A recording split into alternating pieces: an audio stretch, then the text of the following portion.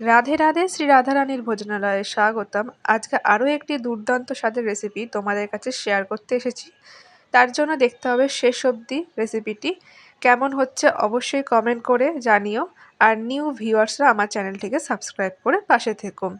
তো আজকের এই রেসিপির জন্য প্রথমেই এরকম পাঁপড় নিয়ে নিয়েছি। আর গোল গোল বড় পাঁপড়গুলো ছিল, তাই আমি এখানেতে হাফ করে নিয়েছি, অর্ধেক করে রেখে দিয়েছি। আর এরপরে একটা পুর রেডি করে নেব। তার জন্য এখানে আলু সিদ্ধ আর পনির গ্রেট করে নিয়েছি। আলু নিয়েছিলাম 4টে মতন, আলু বড়ই ছিল আলুটা, সিদ্ধ করে নিয়েছিলাম ভালো করে। আর পনির নিয়েছিলাম 200 গ্রামের মতন, যেটা গ্রেট করে নিয়েছি ভালো করে। এরপর একটা ফ্রাই প্যানের মধ্যে 2 চামচ মতন সর্ষের তেল দিয়েছি, আর তার মধ্যে ফোড়নে দিয়েছি গোটা জিরে।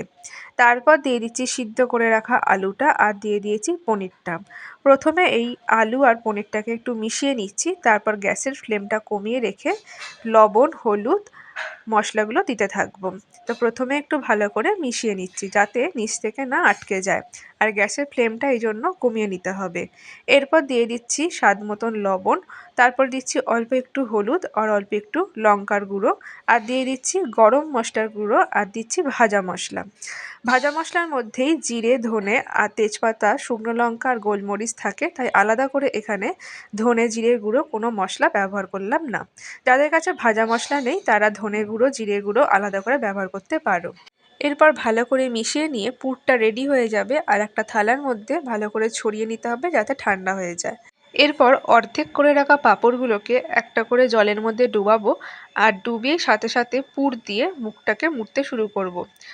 অনেকগুলো পাঁপড় যদি একসাথে ভিজিয়ে নিয়ে এরকম থালার মধ্যে রাখা হয় তাহলে কিন্তু পাঁপড়গুলো থালার সাথে আটকে যাবে। আর থালার মধ্যে অবশ্যই তোমরা তেল মাখিয়ে নেবে, তাহলে আটকাবে না।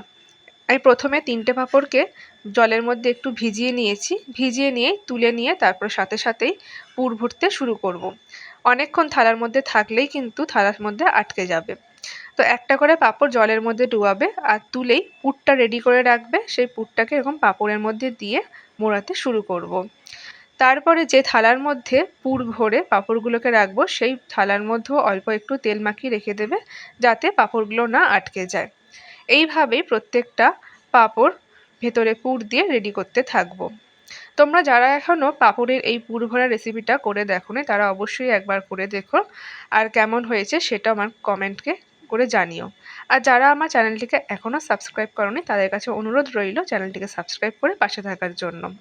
আজকের এই পাঁপড়ের রেসিপিটাতে আমি যে পনির দিয়েছি সেই পনিরটা তোমরা দিতেও পারো, না দিতেও পারো, তবে পনির দিলে আলু আর পনিরের একসাথে কম্বিনেশনটা খুব ভালো হয়, আর পুরটার টেস্টও খুব সুন্দর হয়। এরপরে দেখো প্রত্যেকটা পুর দিয়ে পাঁপড় রেডি হয়ে গেছে, আর কড়ার মধ্যে দিয়ে দিয়েছি বেশ খানিকটা সর্ষের তেল। ভালো করে গরম করে নিতে হবে, আর পাঁপড় তো দেওয়া মাত্রই ভাজা হয়ে যাবে। আর এইভাবে প্রত্যেকটা পাঁপড় ভেজে ভেজে তুলে রেডি করে রাখবো।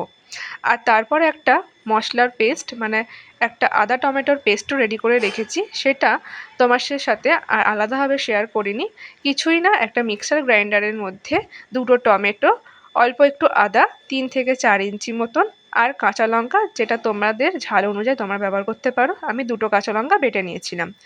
আর এই ফোড়নে দিয়ে দিচ্ছি হিং ফোড়ন, অল্প একটুখানি, কারণ হিঙের গন্ধ কিন্তু খুব চড়া হয়, তাই অল্প একটু ছিটে ফোঁটা হিং দিয়ে দিতে হবে, 1 চিমটে মতন। আর দিয়ে দিয়েছি গোটা জিরে, শুকনো লঙ্কা, আর দিয়েছি দারুচিনি। ফোড়নটা ভালোভাবে একটু নাড়িয়ে চাড়িয়ে নিলাম, তারপরে আদা, টমেটো আর কাঁচা লঙ্কার পেস্টটি দিয়ে দিয়েছি। তারপর মিক্সার গ্রাইন্ডারে বাটি ধোয়া জলটাও দিয়ে দিলাম, আর গ্যাসের ফ্লেমটা কমিয়ে রেখে এবার একে একে লবণ, হলুদ, অল্প একটু চিনি, তারপর 1 চামচ ধনে গুঁড়ো, 1 চামচ জিরে গুঁড়ো, এই সমস্তটা দিয়ে খুব ভালো করে মিশিয়ে নিচ্ছি। মশলা যতক্ষণ সময় নিয়ে রান্না করবে তার উপরে নির্ভর করে এই মশলার স্বাদটা।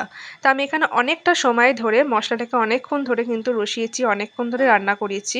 প্রথমে শুকনো হয়ে গেল, তারপর অল্প একটু গরম জল দিয়ে আবারই কিছুক্ষণ নেড়ে চেড়ে এইভাবে রান্না করব। আর তারপর যখন তেলটা ছেড়ে আসবে, আবারই যখন শুকনো হয়ে আসবে, তখন বেশ খানিকটা জল দিয়ে দেবো। আর পাঁপড় দেওয়া মাত্র যেহেতু এই মশলার জলটা অনেকটা শুকনো হয়ে যাবে, তাই বেশি করেই কিন্তু জলটা দিতে হবে। আমি এখানে একটা মিডিয়াম সাইজের বাটির 1 বাটি জল দিয়ে দেবো। আর তারপর যখন এটা ভালো করে ফুটে আসবে তখন গ্যাসের ফ্লেমটা বন্ধ করে দেবো। বন্ধ করেই তারপরেই পাঁপড়গুলোকে দিয়ে দেবো।